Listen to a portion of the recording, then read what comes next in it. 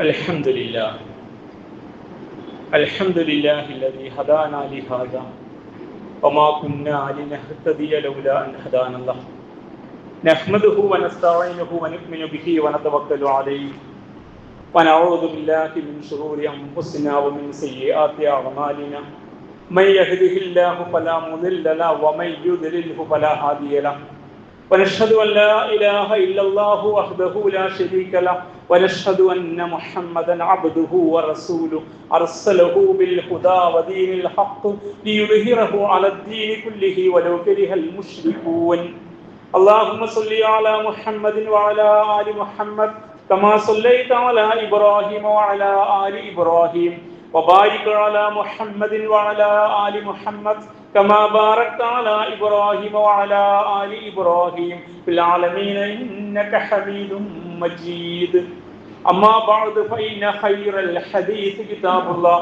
وخير الهدي هدي محمد صلى الله عليه وسلم وشر الأمور محدثاتها وكل بدعة ضلالة أيها الناس أوصيكم وإياي أولا بتقوى الله رب اشرح لي صدري ويسر لي أمري واحلل عقدة من لساني يفقهوا قولي إن أريد إلا الإصلاح ما استطعت وما توفيقي إلا بالله عليه توكلت وإليه أنيب أعوذ بالله من الشيطان الرجيم بسم الله الرحمن الرحيم طاسيم تلك آيات الكتاب المبين نتلو عليك من نبأ موسى وفرعون بالحق لقوم يؤمنون إن فرعون علا في الأرض وجعل أهلها شيعا يستضعف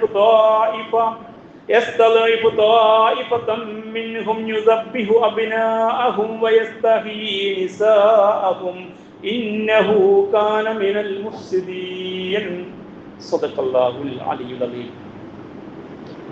ബഹുമാന്യരായ സത്യവിശ്വാസികളെ, വിശ്വാസികളെ, റബ്ബ് സുബ്ഹാനഹു വ തആലയുടെ കൽപ്പനകൾ ജീവിതത്തിലുടനീളം പാലിച്ചുകൊണ്ട് അവന്റെ വിധി വിലക്കുകൾ സൂക്ഷിച്ച് ജീവിക്കണമെന്ന് ആദ്യമായി എന്നോടും തുടർന്ന് എൻ്റെ സഹോദരി സഹോദരന്മാരോടും ഉപദേശിക്കുന്നു. സൂറ ഖസസിലെ ആദ്യത്തെ 4 സൂക്തങ്ങളാണ്, ആയാത്തുകളാണ് ഖുതുബയുടെ മുഖദ്ദിമയിൽ ആമുഖത്തിൽ ഓതി വെച്ചത്. തിൽക ആയാത്തുൽ കിതാബിൽ മുബീൻ, വളരെ വ്യക്തമായ, ദൃഢതയുള്ള, ഉറപ്പുള്ള ഗ്രന്ഥത്തിലെ ദൃഷ്ടാന്തങ്ങളാണ് ഈ പറയാൻ പോകുന്നതെല്ലാം. ആയാത്തുകളാണ്, വചനങ്ങളാണ് ഇവ. നത്ലു അലൈക, ആ വചനങ്ങളിലൂടെ നാം താങ്കൾക്ക് ഓതി തരികയാണ്. നബിയോട് അല്ലാഹു പറയുകയാണ്, മിൻ നബഇ മൂസ വ ഫിർഔന ബിൽ ഹഖ്, മൂസയുടെയും അലൈഹിസ്സലാത്തു വസ്സലാം ഫിർഔനിന്റെയും കാലഘട്ടത്തിലെ ചില വൃത്താന്തങ്ങൾ, വിവരങ്ങൾ. എന്തിനാണ് ഇങ്ങനെ ഓതി തരുന്നത്? ഈ ഖൗമി യുഅ്മിനൂൻ, വിശ്വാസികളായ നിന്റെ ജനതക്ക് മനസ്സിലാക്കാൻ വേണ്ടിയാണ്. വിശ്വാസികളായ നിന്റെ ആളുകൾക്ക് മനസ്സിലാക്കാൻ വേണ്ടി അന്ന് നടന്ന 3300 വർഷങ്ങൾക്കപ്പുറത്ത് ഉണ്ടായിരുന്ന ആ മുസ്ലിം സമുദായം നേതൃത്വമായി മൂസ അലൈഹിസ്സലാത്തു വസ്സലാം ആ ജനസമൂഹത്തിന്റെ വൃത്താന്തങ്ങളിൽ വളരെ പ്രധാനപ്പെട്ട ചില കാര്യങ്ങൾ, മിൻ നബഇ, ചില വിവരങ്ങൾ നിന്റെ ജനതക്ക് വേണ്ടി, വിശ്വാസികൾക്ക് വേണ്ടി ഞാനിതാ ഊതി തരികയാണ്. ഇന്ന ഫിർഔന അലാ ഫിൽ അർദ്, അന്ന് അധികാരം വാണിരുന്ന ഭരണകൂടം, ഫിർഔൻ, ഫറോവൻ രാജവംശം, അവര് ഭൂമിയിൽ ഔദത്യം പ്രകടിപ്പിച്ചു, അഹങ്കരിച്ചു. അവരാണ് ഏറ്റവും മുകളിൽ. ഈ വിഭാഗമെല്ലാം താഴ്ന്നവരാണ്, ഒന്നിനും കൊള്ളാത്തവരാണ് എന്നിങ്ങനെയുള്ള രീതിയിൽ അവര് ഔദത്യം പ്രകടിപ്പിച്ചു, അഹങ്കാരം നടിച്ചു. വജഅല അഹ്ലഹാ ശിയാ, അവരിൽ ഒരു വിഭാഗത്തെ, അവരിൽ ആ ജനസമൂഹത്തെ വിഭാഗമാക്കി തിരിച്ചു. ഒരു വിഭാഗത്തെ മുഖ്യധാരയിൽ നിന്ന് അകറ്റി. നമുക്ക് മനസ്സിലാകുന്ന മലയാളം ഭാഷയിൽ അങ്ങനെ പറയാം. വജഅല അഹ്ലഹാ ശിയാ, ആ സ്വദേശികളായിരുന്ന, ആ നാട്ടുകാരായിരുന്ന ആളുകൾ അവൻ വേർതിരിച്ചു. അവർക്കുള്ള വിഭാഗീയത, വർഗീയത, വംശീയത, വിദ്വേഷം എല്ലാം യഥാവിധി പ്രചരിപ്പിച്ചു. അങ്ങനെ അവരിൽ ഒരു വിഭാഗത്തെ അഥവാ ബനൂ ഇസ്രായേൽ സമുദായമാകുന്ന മുസ്ലിം സമുദായത്തിനെ അടിച്ചമർത്തി, ദുർബലരാക്കി, അവശരാക്കി, മാറ്റി നിർത്തപ്പെട്ടു. അവിടെ നിലനിൽക്കാൻ കഴിയാത്ത വിധം അവർ അശക്തരായി. അവർ ദൃശ്യവൽക്കരിക്കപ്പെടാതെ അവരെ അദൃശ്യവൽക്കരിക്കുന്ന സമൂഹത്തിന്റെ മുഖ്യധാരന്ന് അകറ്റി. അതാണ് ഒരു വിഭാഗത്തെ അവൻ ഇങ്ങനെ അടിച്ചമർത്തി. ആ അടിച്ചമർത്തൽ അവരെ വംശീയമായി ഉന്മൂലനം ചെയ്യുന്ന അവസ്ഥ വരെ എത്തി. അതിന്റെ ഭാഗമായ ആൺമക്കളെ അവൻ കൊന്നുകളഞ്ഞു. പെണ്ണുങ്ങളെ മാനഹാനി സഹിച്ച് ജീവിക്കേണ്ട അവസ്ഥയിലേക്ക് അവൻ എത്തിച്ചു. അങ്ങനെ ഒരു വിഭാഗത്തോട് അത്രയും അന്യായം കാണിച്ചു. ഇന്നഹു കാന മിനൽ മുഫ്സിദീൻ, 1-ാം നമ്പർ കുഴപ്പക്കാരിൽപ്പെട്ടവനാണ് കേട്ടോ ഇവൻ. ഇതാണ് ഓതി വെച്ച സൂക്തങ്ങളുടെ നേർക്കുനേരുള്ള മലയാള അർത്ഥം. അപ്പൊ ഇത് വലിയൊരു വൃത്താന്തമാണെന്നുള്ള പറയാം. അത് പ്രവാചകരെ അതിലെ ശരിയായ വശം, നിങ്ങൾ അറിയേണ്ട വശം, പഠിക്കേണ്ട വശം ഞാൻ നിങ്ങൾക്ക് ഓതി തരികയാണെന്നും അല്ലാഹു പറയാൻ. മൂസയുടെയും ഫിറഔന്റെയും ആ കാലത്തെ വൃത്താന്തമാണ് താങ്കളെ ഓതി കേൾപ്പിക്കണമെങ്കിൽ ബിൽ ഹക്ക്, സത്യത്തോടു കൂടിയാണ്. ഇതാണ് യാഥാർത്ഥ്യം ആ വിഷയത്തിൽ. മറ്റു ആര് എങ്ങനെ ചരിത്രം വ്യാഖ്യാനിക്കട്ടെ, അതല്ല ശരി. ഇതാണ് ഹക്ക്, സത്യമായ വിവരമാണ്. അത് എന്തിനു വേണ്ടി?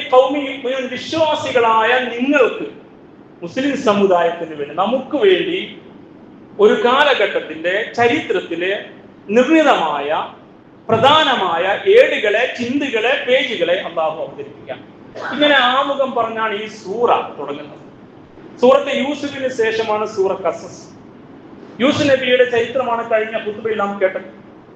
ആ ചരിത്രം അദ്ദേഹത്തിന്റെ ജീവചരിത്രവുമായി ബന്ധപ്പെടുത്തി മർമ്മങ്ങളെല്ലാം വിശദീകരിച്ച അധ്യായത്തിന് ശേഷം യൂസുഫ് നബിക്ക് ശേഷം ഉണ്ടായ ആ ജനസമൂഹത്തിന്റെ അവസ്ഥയിൽ മൂസ നബിയുടെ ഫിറഔന്റെ റോളാണ് പിന്നീട് ഈ അധ്യായത്തിലൂടെ വിശദീകരിക്കുന്നത്.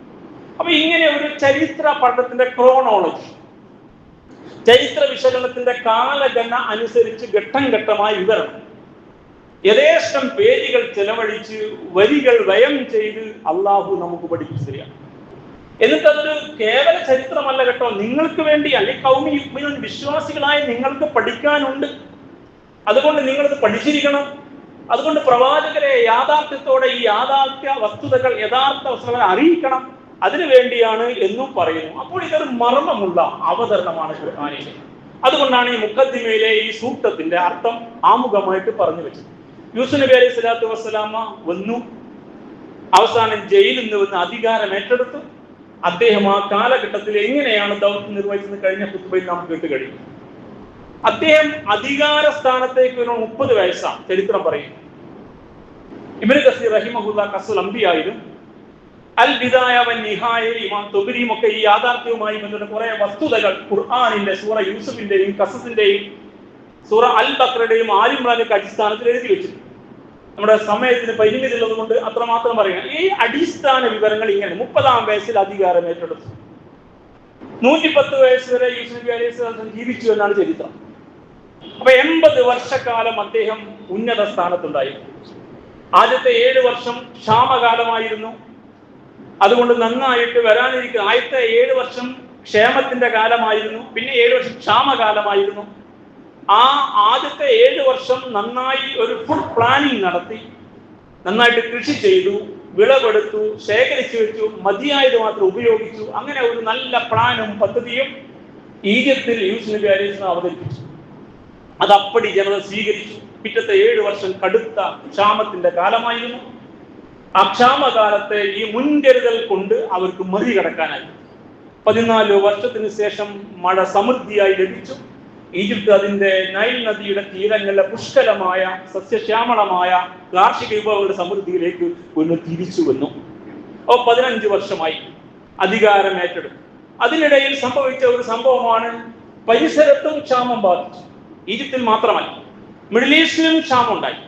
പലരും ഈജിപ്തിൽ ഇങ്ങനെ കരുതി വെച്ചൊരു ഭരണാധികാരി നടത്തിയ പ്ലാനിങ്ങിന്റെ അടിസ്ഥാനത്തോടെ ഗോഡൌൺ എല്ലാം നിറഞ്ഞിരിക്കാൻ, അവിടെ മതിയായ വിഭവങ്ങളുണ്ട്, അത്രയും ആസൂത്രണം നടന്നിരിക്കുന്നു. അവിടെ ഇപ്പോൾ കൈകാര്യം ഇന്ന ഭരണാധികാരിയാണ്. ഈ ശ്രുതി, ഈ വാർത്ത, ഈ വൃത്താന്തം പരിസരത്തേക്ക് പറഞ്ഞപ്പോൾ ഭക്ഷ്യക്ഷാമം അനുഭവിക്കുന്ന പരിസര ദേശത്തിൽ നിന്ന് ആളുകൾ അങ്ങോട്ട് ഭക്ഷണം തേടി വന്നു. വന്ന കൂട്ടത്തിൽ മിഡിൽ ഈസ്റ്റിൽ നിന്ന് യൂസുഫിന്റെ സഹോദരന്മാരും വന്നു. ആ വരുന്ന സംഘത്തെ ഉപയോഗപ്പെടുത്തിക്കൊണ്ട് തന്റെ കൊച്ചു സഹോദരൻ ബിനിയാമീനെ അടുത്ത് നിർത്താൻ യൂസുഫ് തന്ത്രം പ്രയോഗിച്ചു. ഖുർആൻ സവിസ്തരം പറയുന്ന സൂറ യൂസുഫിൽ നമുക്കറിയാവുന്ന ചരിത്രമാണ്. അങ്ങനെ അടുത്ത വരവിൽ ബിനിയാമീനെയും കൊണ്ടുവന്നു, അവിടെ കൂടെ നിർത്തി. അങ്ങനെ ആ സഹോദരന്മാരാകെ പ്രയാസത്തിലായി. യാക്കൂബ് നബി അതിലേറെ വിഷമത്തിലായി. ഒടുവിൽ പിന്നെ ഒരു വരവിലാണ് ഇത് തങ്ങളുടെ സഹോദരൻ യൂസുഫ് ആണെന്ന് വെളിപ്പെടുത്തപ്പെടുന്നതും യൂസുഫ് നബിയുടെ കുപ്പായവുമായി മക്കൾ തിരിച്ചെടുന്നതും അങ്ങനെ ബാപ്പയ്ക്ക് കാഴ്ച തിരിച്ചു കിട്ടുന്നതും അങ്ങനെ ബാപ്പയും സഹോദരന്മാരുടെ ഭാര്യമാരും മക്കളും കൂടി 70 ആളുകൾ ഈജിപ്തിലേക്ക് വരുന്നത്. ഇങ്ങനെയാണ് ചരിത്രം. അപ്പോ ഒരു യൂസുഫ് നബി മാത്രമാണെന്ന് മുസ്ലിമായിട്ട് ഇസ്രായേൽക്കാരൻ അവിടെ ഉള്ളൂ. പിന്നീട് കുടുംബം ഭരിക്കുക. അപ്പോഴേക്ക് ഈജിപ്തിന്റെ അധികാരം മുഴുക്കെ യൂസുഫിന്റെ കയ്യിലായിരുന്നു. കാരണം ഭരണാധികാരിയായ ഹിക്സോസ് രാജവംശം അവര് യഥാർത്ഥത്തിൽ ഈജിപ്തിൽ നിവാസികളല്ല, സ്വദേശികളല്ല. അവരും പുറത്തുനിന്ന് ഈജിപ്ത് അതിക്രമിച്ച് കയ്യേറി അധികാരം കൈക്കലാക്കിയ കൂട്ടർ. അവരാണ് അവിടുത്തെ രാജവംശം. ആ രാജവംശ കാലത്താണ് യൂസുഫ് നബി അലൈഹി സ്വലാത്തു വസ്സലാം ഈ അധികാരത്തിലേക്ക് വരുന്നതും ഭക്ഷ്യവകുപ്പും ഖജനാവും ഒക്കെ ഏറ്റെടുക്കുന്നതൊക്കെ. പിന്നീട് യൂസുഫ് നബി ഈ കൈകാര്യകർത്താവായി നിൽക്കെ തന്നെ അദ്ദേഹത്തിന്റെ സ്വഭാവ മഹിമ കൊണ്ടും ശീലം കൊണ്ടും അതിന്റെ പ്രബോധന പ്രവർത്തനം കൊണ്ടും അദ്ദേഹത്തിന്റെ സത്യസന്ധത കൊണ്ടും എല്ലാം ആ ജനസമൂഹത്തെ ആകർഷിക്കുകയും രാജകുടുംബം ഏറെക്കുറെ മുഴുവനായും അദ്ദേഹത്തിന്റെ പ്രബോധനത്തിന് വിധേയരാവുകയും ചെയ്തു എന്നും ചരിത്രകാരന്മാർ രേഖപ്പെടുത്തി വെച്ചിരിക്കുന്നു. 110 വയസ്സുകാലം ജീവിച്ച, അഥവാ 80 വയസ്സുകാലം അധികാരത്തിലുണ്ടായ യൂസുഫിയുടെ കാലഘട്ടത്തിൽ ഈ ഈജിപ്തിലേക്ക് കടന്നു വന്ന ഈ 70ഓളം ഇസ്രായേൽ സമൂഹത്തിന് വലിയ അംഗീകാരമായിരുന്നു. അവർക്ക് ലഭ്യമായ അംഗീകാരത്തിന്റെ ഒരു അടയാളപ്പെടുത്തൽ സൂറ യൂസുഫിലെ 100-ാം വചനത്തിൽ അള്ളാഹു പറയുന്നുണ്ട്. 99-100 വചനങ്ങൾ. ഫലമ്മാ ദഖലു അലാ യൂസുഫ ആവാ ഇലൈഹി അബവൈഹി. യൂസുഫിന്റെ അടുക്കലേക്ക് അവരിങ്ങ് വരികയാണ്. മാതാപിതാക്കളും സഹോദരന്മാരും ഭാര്യമാരും മക്കളും എല്ലാം കൂടി പുത്രകളത്രാദികളെല്ലാം ഇങ്ങോട്ട് വരുമ്പോ അവർ യൂസുഫിന്റെ അടുക്കലേക്ക് അഭയം തേടി യൂസുഫ് അങ്ങോട്ട് ചെന്നവരെ സ്വീകരിച്ചു. വഖാല അദ്ദേഹം പറഞ്ഞു, ഉദ്ഖുലൂ മിസ്ര ഇൻഷാ അല്ലാഹു ആമിനീൻ. നിങ്ങൾ ഈജിപ്തിലേക്ക് അള്ളാഹുവിന്റെ അനുമതിയോടെ അവന്റെ ഉദ്ദേശത്തോടെ വളരെ നിർഭയരായിട്ട് കടന്നു വരുവിൻ എന്ന് അദ്ദേഹം ആഹ്വാനം ചെയ്തു. മാതാപിതാക്കളെ അദ്ദേഹത്തിന്റെ സിംഹാസനത്തിലേക്ക് കയറ്റിയിരുത്തി, സിംഹാസനം ഇരുത്തി. മക്കളെല്ലാവരും കൂടി ആ മാതാപിതാക്കളുടെ സുജൂദിൽ വീണു. അത് ആരാധനയുടെ ഭാഗമല്ല, ഒരു അംഗീകാരത്തിന്റെ, അതുപോലെ തന്നെ മാതാപിതാക്കളെ ആദരിക്കുന്നതിന്റെ ഭാഗമായ രീതിയിലാണ് അങ്ങനെ അവർ സുജൂദിൽ വീണു. വഖാല യാ അബതി ഹാദാ തഅവീലു റുഇയായ മിൻ ഖബലു ഖദ് ജഅലഹാ റബ്ബി ഹഖ്ക. അപ്പോൾ യൂസുഫ് ഇങ്ങനെ പറഞ്ഞു, പിതാവേ ഇതാണ് കേട്ടോ ആ സ്വപ്നം. ചരിത്രം അറിയുന്നവർക്കറിയാം, മുമ്പ് ഒരു സ്വപ്നം കണ്ട് യൂസുഫ് നബി. അപ്പൊ യാക്കൂബ് പറഞ്ഞു, നീ സ്വപ്നത്തെ കുറിച്ച് പറയണ്ട കേട്ടോ, എന്റെ സഹോദരന്മാർ ചിലപ്പോൾ ഇതിനെ അപകടത്തിലാക്കി കളയും എന്ന് പറഞ്ഞു. അങ്ങനെ സ്വപ്നത്തെ കുറിച്ച് പറയാതെ ഇരിക്കുകയും അദ്ദേഹത്തെ നന്നായി പരിഗണിക്കുന്ന അവസ്ഥ ഉണ്ടാവുകയും അസൂയ മൂത്ത സഹോദരന്മാർ അത് അപകടത്തിലാക്കിയ ചരിത്രമാണ് പഴയ ചരിത്രം. അപ്പൊ ആ ചരിത്രം ഓർത്തുകൊണ്ട് യൂസുഫ് പറഞ്ഞു, യാബത്തി എന്റെ പിതാവേ ഹാദാ തഅവീലു റുഇയായ മിൻ ഖബലു. മുമ്പ് ഞാൻ കണ്ട സ്വപ്നത്തിന്റെ വ്യാഖ്യാനമാണ് ഇപ്പോൾ നടന്നത്. എന്റെ നാഥൻ ആ സ്വപ്നത്തെ അതേപോലെ സാക്ഷാത്കരിച്ചിരിക്കുന്നു എന്ന് അദ്ദേഹം പറയുകയും അങ്ങനെ ഇവരെ സ്വീകരിച്ചു ഈ നാട്ടിലേക്ക് കൊണ്ടുവന്നു. ഭരണാധികാരിയായ യൂസുഫ് നബിയുടെ വംശമാണ് ഇവർ. അതുകൊണ്ട് ഇവർക്ക് വലിയ അംഗീകാരം ഉണ്ടായി. ആ നാട്ടുകാർ മൊത്തം അവരെ ആദരിച്ചു, ബഹുമാനിച്ചു, ഇസ്സത്തോടെയാണ് നിലകൊള്ളുന്നത്. കാരണം ഭരണകൂടത്തിന്റെ പ്രത്യേകമായ സംരക്ഷണം, ഒരു പ്രത്യേകമായ പ്രദേശം തന്നെ ഗോസൻ പ്രദേശം അവർക്ക് ജീവിക്കാൻ വേണ്ടി വിട്ടുകൊടുത്തു. അവരെ എല്ലാവരും ആദരവോടെയാണ് കണ്ടത്. അഥവാ അവിടെ മുസ്ലിം സമുദായം ഇസ്സത്തോടെയാണ് ജീവിച്ചത്. ഇത് മനസ്സിലാക്കാൻ ഖുർആൻ പറഞ്ഞ ചരിത്രമാണ്. അങ്ങനെ ഇസ്സത്തോടെ ജീവിച്ചു കൊണ്ടിരുന്ന ആ സമൂഹം യൂസുഫ് നബിയുടെ കാലം കഴിഞ്ഞപ്പോഴേക്ക്, അദ്ദേഹത്തിന്റെ വഫാത്ത് ആയപ്പോഴേക്ക് ഏകദേശം ചരിത്രകാരന്മാരുടെ വിശകലന പ്രകാരം ഒരു 4000-5000 അതിനകത്തുള്ള ജനസംഖ്യയായി വളർന്നിട്ടുണ്ട്. കാരണം 70 പേരാണ് വന്നത്. 80 വർഷക്കാലത്തിനിടയ്ക്ക് ഒരു 3-4 തലമുറയാണ് വർദ്ധിക്കുക. അപ്പൊ ഏകദേശം ഇങ്ങനെയാണ് കണക്ക് എന്ന് മുഫസ്സിരീങ്ങൾ വിശദീകരിക്കുന്നത്. എന്തായിരുന്നാലും അന്ന് യൂസുഫ് നബി വഫാത്താകുന്ന സമയത്ത് 5000-ഓളം വരുന്ന ഒരു ജനസംഖ്യയാണ് ഈജിപ്തിലെ മുസ്ലിം സമൂഹം. അങ്ങനെ യൂസുഫ് നബി മരിച്ചു. അതിനുശേഷമുള്ള അവസ്ഥയിലേക്കാണ് ഖുർആന്റെ ഈ വചനം നത്ലു അലൈക മിൻ നബി മൂസ വ ഫിർഔൻ. അപ്പോൾ മൂസായുടെ വഫാത്തിന് ഏതാണ്ട് നൂറ്റാണ്ടുകൾക്ക് പുറത്ത് ഈ ഹിക്സോസ് രാജവംശം തന്നെ നിഷ്കാസനം ചെയ്യപ്പെട്ടു. ഒരു വിപ്ലവം ഉണ്ടായി എന്നാ പറയുന്നത്. സ്വദേശികൾ അധികാരം പിടിച്ചെടുത്തു. ഈജിപ്തിലെ സ്വദേശികളായ സംവിധാനം കിബിത്തികളാണ്. അവരുടെ രാജവംശമാണ് ഫറോവൻ രാജവംശം. അപ്പൊ അത്രയും കാലമായി ഫിറഔന്റെ കാലം വരുന്നതോടുകൂടി ചിത്രമാകെ മാറുകയാണ്. അതുകൊണ്ടായിരിക്കണം അള്ളാഹു പറയുന്നത്, ഇസ്സത്തോടെ ഈജിപ്തിൽ ജീവിച്ച ഒരു മുസ്ലിം സമുദായം പിന്നീട് മൂസ നബി വരുന്ന കാലഘട്ടത്തിൽ അല്ലെങ്കിൽ ആ പരിസരത്ത് എത്രമേൽ മർദ്ദിക്കപ്പെടുകയും പീഡിപ്പിക്കുകയും ചെയ്തു എന്ന യാഥാർത്ഥ്യം നിങ്ങൾ അറിയണം. അതുകൊണ്ട് ഹക്കായിട്ട് ഈ വിവരം നിങ്ങൾക്ക് ഞാൻ പറഞ്ഞു തരാം എന്ന് സൂറ ഖസസിന്റെ ആമുഖത്തിൽ പറഞ്ഞു വെക്കുന്നത്. അപ്പൊ ഈ ചരിത്രം പഠിക്കേണ്ട ചരിത്രമാണ്. അതുകൊണ്ടാണല്ലോ ഖുർആൻ ഇങ്ങനെ വരികൾ ചെലവഴിച്ചിരിക്കുന്നത്. അതിൽ നമുക്ക് വലിയ ഗുണപാഠങ്ങളുണ്ട് എന്ന്. യൂസുഫ് നബിയുടെ കാലമാവട്ടെ ഇവർ ഇസ്സത്തോടെ ജീവിച്ച കാലമാണ്. ഇന്ത്യൻ അവസ്ഥയിലെ മുസൽമാന്മാർക്കും അങ്ങനെ ഒരു ഇസ്സത്തിന്റെ കാലം ഉണ്ടായിരുന്നു. ഇന്ത്യയിൽ മുഗൾമാർ ഭരിച്ച കാലത്ത് ഇസ്ലാമിന്റെ ആളുകളാണല്ലോ. അതിന്റെ ഗുണദോഷ വശങ്ങൾ അവിടെ നിൽക്കട്ടെ. പക്ഷെ എന്തായിരുന്നാണ് ഇസ്സത്തോടെയാണ് മുസ്ലിം സമൂഹം. അവരുടെ എടുപ്പുകളും നിർമ്മിതികളും പള്ളികളും സംവിധാന ബാബരി മസ്ജിദ് ഉൾപ്പെടെ അങ്ങനെ തന്നെ മനസ്സിലാക്കണം. അങ്ങനെ ഈ ഇന്ത്യയുടെ അകത്തളങ്ങളിൽ ഇസ്ലാമിന്റെ അടയാളങ്ങളും ചിഹ്നങ്ങളുമായി ഒരുപാട് സംവിധാനങ്ങൾ, പ്രദേശങ്ങൾ, നാടുകൾ, ഇടങ്ങൾ, പട്ടണങ്ങൾ, പേരുകൾ, അങ്ങനെ ഒരുപാട് സംഗതി ഇപ്പോഴും തേച്ച് മായ്ച്ച് കളയാൻ ശ്രമിച്ചിട്ടും മായ്ക്കാൻ കഴിയാതെ, മായ്ച്ചാലും പിന്നെയും പൊങ്ങി വരും വിധമുള്ള ഒരു ചരിത്രം ഇവിടെ ഉണ്ടെങ്കിൽ അത് ഈജിപ്തിൽ യൂസുഫിന്റെ കാലഘട്ടത്തിലെ മുസ്ലിം സമുദായത്തിന്റെ ഇസ്സത്തിന്റെ കാലത്തെ അനുസ്മരിക്കും വിധം ഇന്ത്യയിലെ മുസ്ലിം സമുദായത്തിന്റെ പ്രതാപകാലത്തെ അടയാളപ്പെടുന്ന യാഥാർത്ഥ്യം നമ്മൾ അറിയണം. ഈ ചരിത്രം പഠിക്കാതിരുന്നാൽ നമുക്ക് മുന്നോട്ട് പോകാൻ കഴിയില്ല. അതുകൊണ്ടായിരിക്കണം അള്ളാഹു ഇങ്ങനെ വിശദീകരിച്ചത്. ഇപ്പൊ യൂസുഫ് ആവട്ടെ ആ കാലഘട്ടത്തിന്റെ വിശ്വസ്തതയും ക്ഷമയും വിട്ടുവീഴ്ചയും അതുപോലെ തന്നെ അഴിമതി രഹിതമായ ഭരണവും അദ്ദേഹത്തിന്റെ ജീവിതം കൊണ്ടുള്ള മാതൃകാപരമായ പ്രബോധനവും അദ്ദേഹത്തിന്റെ സ്വഭാവ പെരുമാറ്റത്തിലൂടെ അദ്ദേഹത്തിന്റെ വിനയത്തിലൂടെ ആളുകളെ ആകർഷിക്കാനുള്ള കഴിവും എല്ലാം ആയതോടൊപ്പം അദ്ദേഹം ബോധപൂർവം തന്നെ ഒരു പ്രവാചകനായിക്കൊണ്ട് ഇസ്ലാമിന്റെ സന്ദേശങ്ങൾ ഈജിപ്തിന്റെ അകത്തളങ്ങളിൽ പ്രചരിപ്പിക്കുകയും അങ്ങനെ ജയിലിൽ തുടങ്ങിയ പ്രബോധന പ്രവർത്തനങ്ങൾ അധികാരത്തിലിരിക്കെ മുന്നോട്ട് കൊണ്ടുപോവുകയും ചെയ്തതോടുകൂടി രാജകുടുംബം അദ്ദേഹത്തിന്റെ പ്രബോധനത്തിൽ ആകർഷകരാകുകയും ചെയ്തതോടുകൂടി ആ പ്രബോധനത്തിന്റെ ഒരു നല്ല റിസൾട്ട്, ആ പ്രവാചക ഭരണത്തിന് നല്ല റിസൾട്ട് ഈജിപ്തിലുണ്ടായി. ജനങ്ങൾ ഏകദൈവ ആരാധനാക്രമത്തെയും അഥവാ ഇസ്ലാമിനെയും അതിന്റെ മൂല്യങ്ങളെയും മാനിക്കാൻ തുടങ്ങി. ബഹുദൈവ ആരാധകരായിരുന്ന ഈജിപ്തിലെ ആളുകൾ ആ ബഹുദൈവ ചിന്തയിൽ നിന്ന് കുറെ മാറി നിന്നു. അവരെല്ലാവരും ഇസ്ലാം സ്വീകരിച്ചു ചരിത്രം പറയുന്നില്ല. പക്ഷെ ഏകദൈവ ആരാധന ഇസ്ലാമിന് അംഗീകാരമുണ്ടായി. ആ അടിസ്ഥാന ഇസ്ലാമിന്റെ ഒരു അടിത്തറ ഉണ്ടാവുകയും ഈജിപ്തിലെ ജനങ്ങൾ മൊത്തത്തിൽ ദേശീയമായി ഈ വിഭാഗത്തെ അംഗീകരിക്കുന്ന അവസ്ഥയിലേക്ക് വന്നു.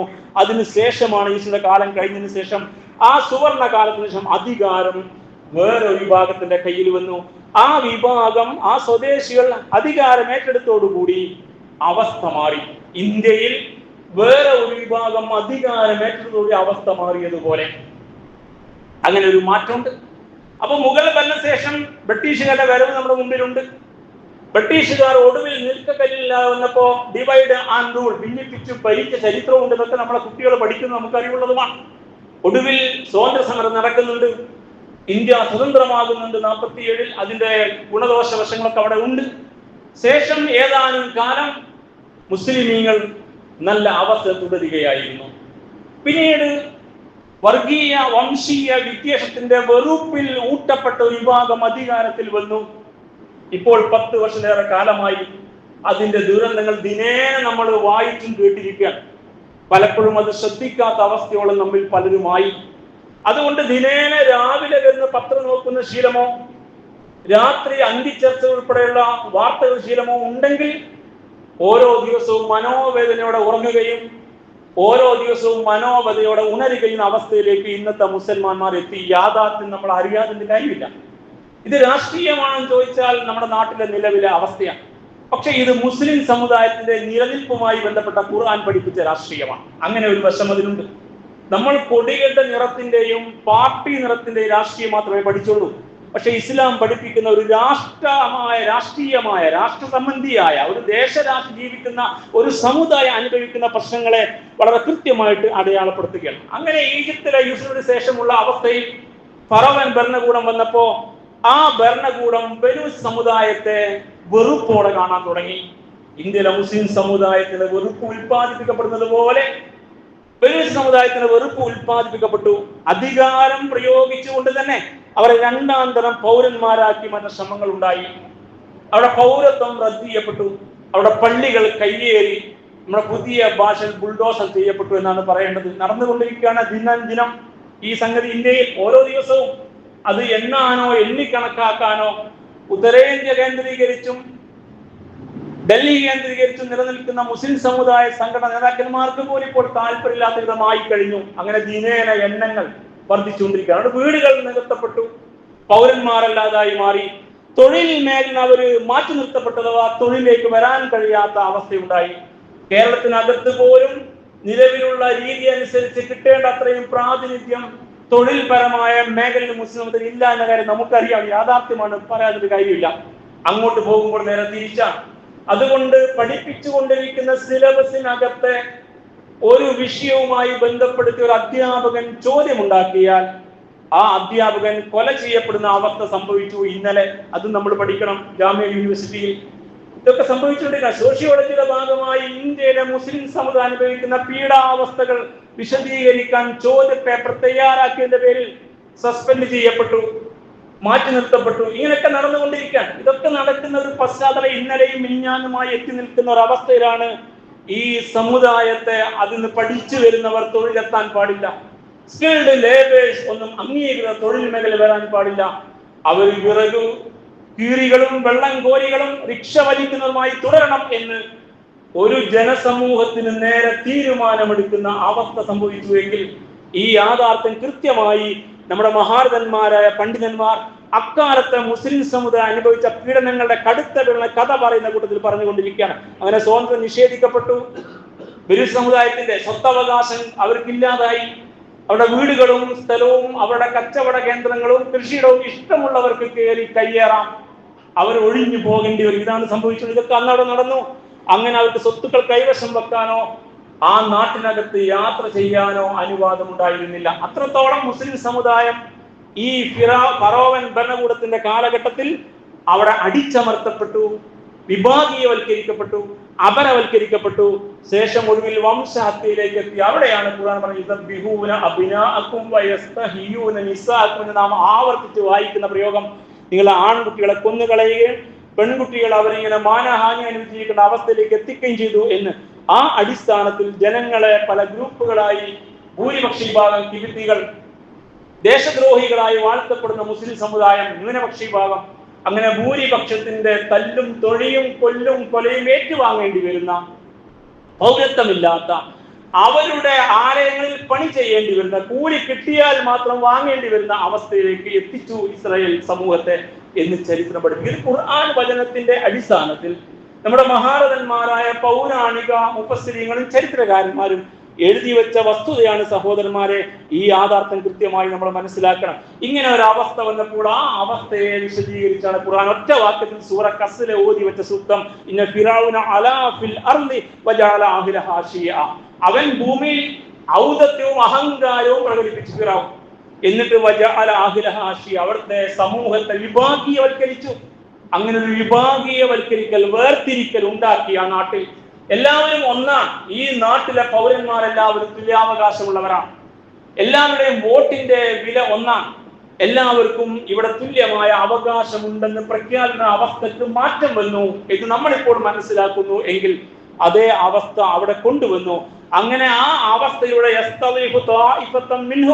അവരിൽ ഒരു വിഭാഗത്തെ അടിച്ചമർത്തി, അങ്ങനെ പീഡിപ്പിച്ച് മർദ്ദിച്ച് അവരെ ഉന്മൂലനയുടെ പണികൾ നടന്നുകൊണ്ടിരുന്നു. ഇത് അവിടെ കൃത്യമായിട്ട് നടന്നു ഖുർആൻ പറയുകയാണ്.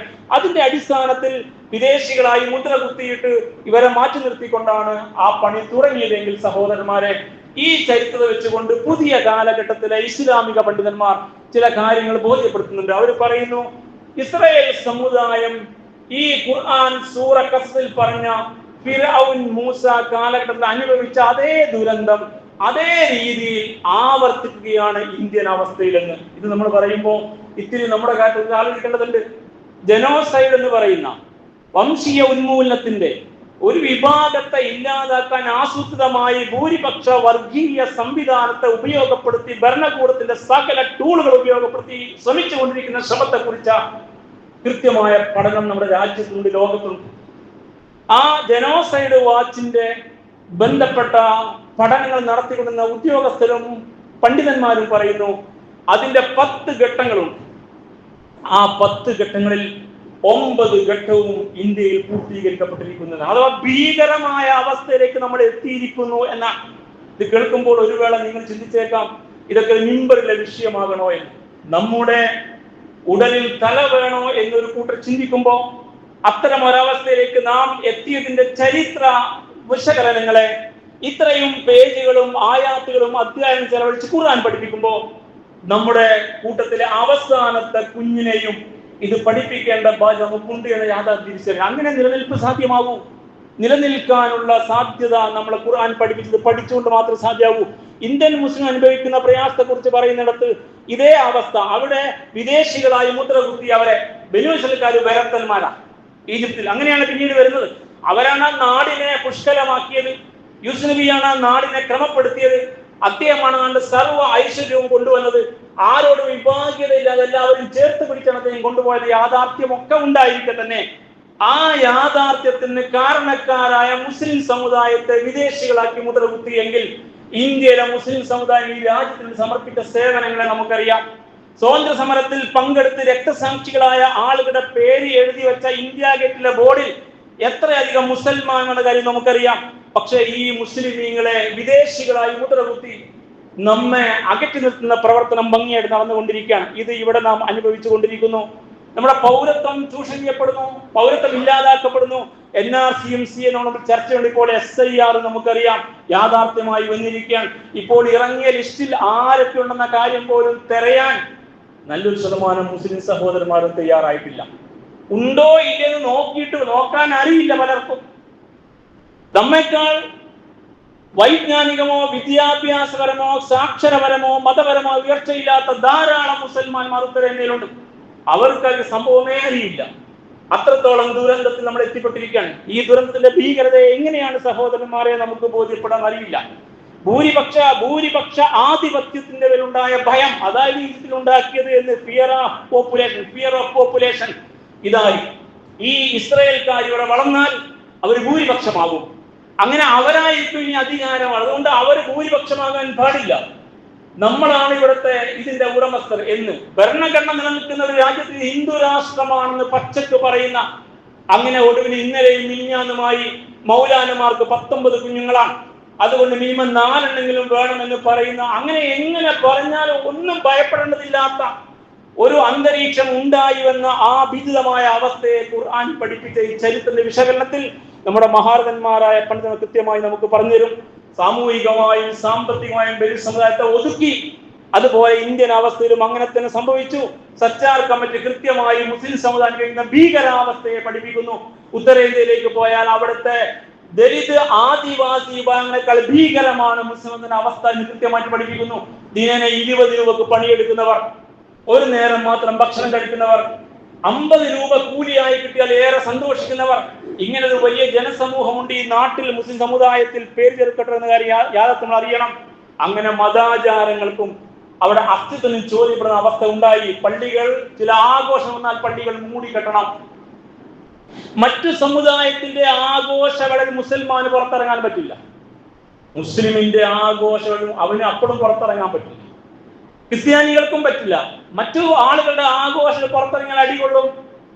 ക്രിസ്മസിന്റെ ആഘോഷവുമായി നടന്ന കാര്യങ്ങൾ ഇപ്പോൾ നമ്മൾ ധാരാളമായിട്ട് കണ്ടു. ഇന്നലെയും ഒക്കെ നടന്നുകൊണ്ടിരിക്കാം. അപ്പൊ ഇത്രത്തോളം മതാചാരങ്ങളും അസ്തിത്വവും ഒക്കെ ചോദ്യം ചെയ്യപ്പെടുന്ന എതിരായ നീക്കങ്ങൾ ഭംഗിയായിട്ട് നടന്നു. നമ്മുടെ പള്ളികൾ, നമ്മുടെ ആവാസങ്ങൾ, വീടുകളെല്ലാം പ്രശ്നത്തിലായിക്കൊണ്ടിരിക്കുകയാണ്. അങ്ങനെ ഭിന്നിപ്പിച്ച് ഭരിക്കൽ കൃത്യമായിട്ട് നടന്നു എന്നാണ്. ആ പ്രയോഗത്തെയാണ് ഖുർആൻ പഠിപ്പിച്ച വജഅല അഹ്ലഹാ ശിയഅ എന്ന പ്രയോഗം. അപ്പൊ ഇതൊരു ചെറിയ ഒരൊറ്റ വാക്കല്ല.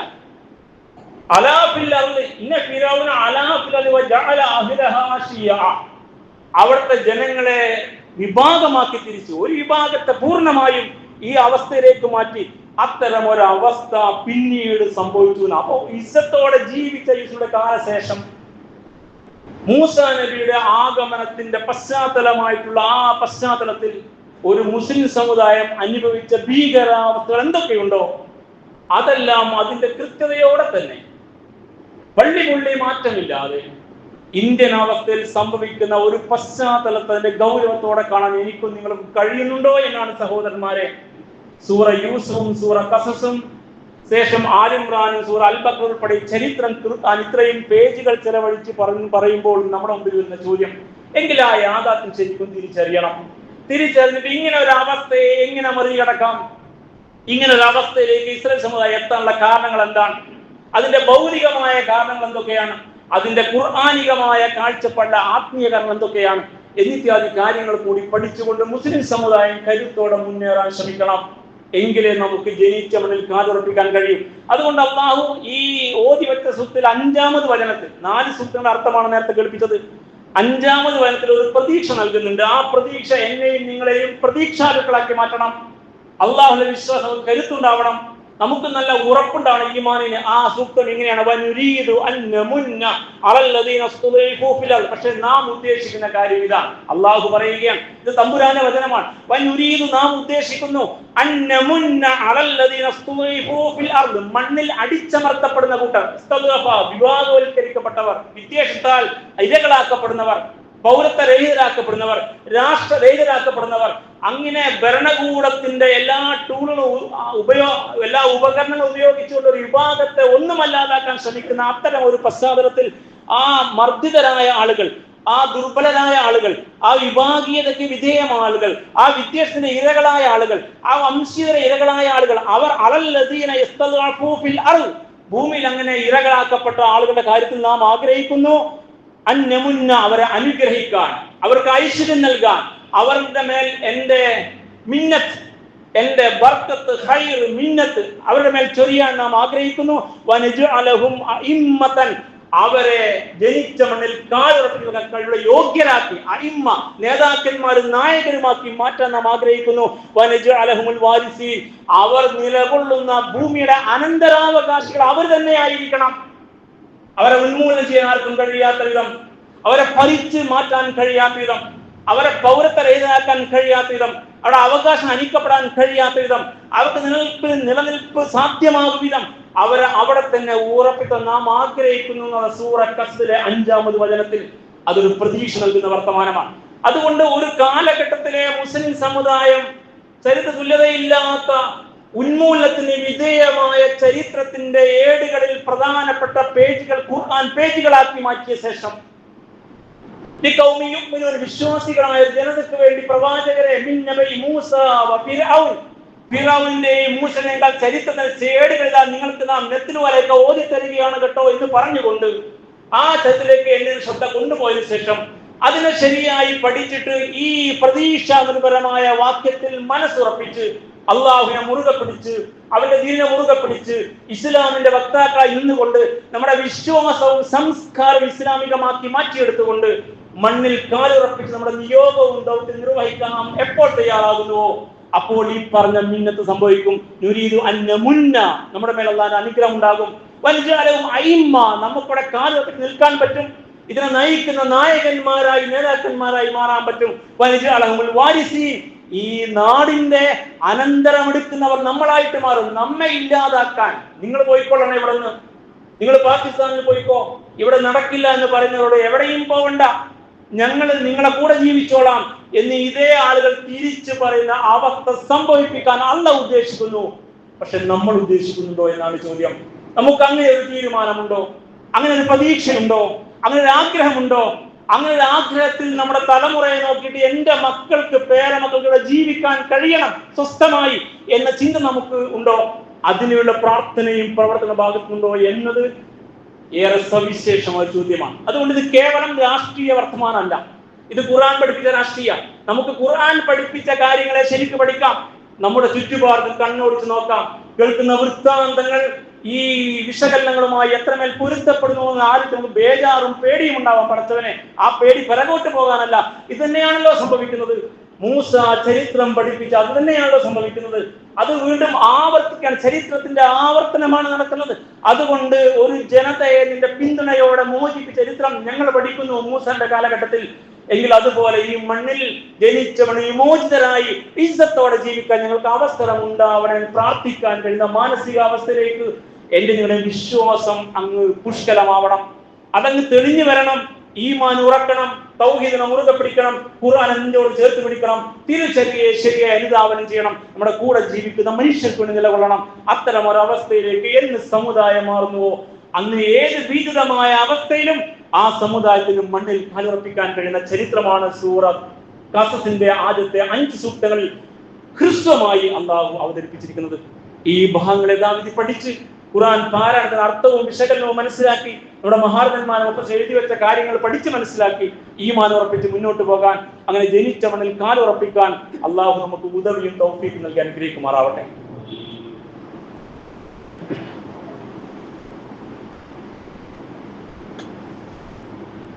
അൽഹംദുലില്ലാഹി റബ്ബിൽ ആലമീൻ.